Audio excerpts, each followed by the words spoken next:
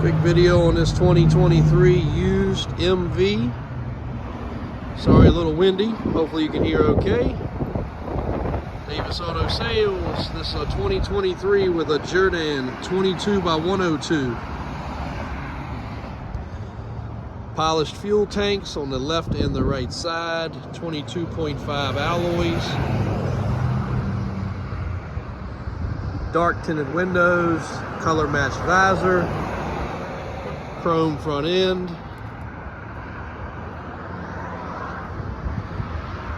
This truck is very, very clean.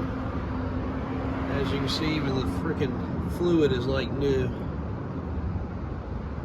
Filter's been serviced, oil's been changed, bed is flawless. Again, this is a used truck. I think this one has right at 20,000 miles. If you want something newer and lower miles, we've got all the way up to 2024s in stock, and there's 30 more of those over there also. This is a nice unit. Cummins diesel, kill switch for the battery, air ride, both sides, freshly inspected, 27,000 miles, still under full factory warranty, Bluetooth stereo, air brake, push button dump suspension, still got the sticker on the radio, never been removed. This truck will come with a full safety kit of equipment,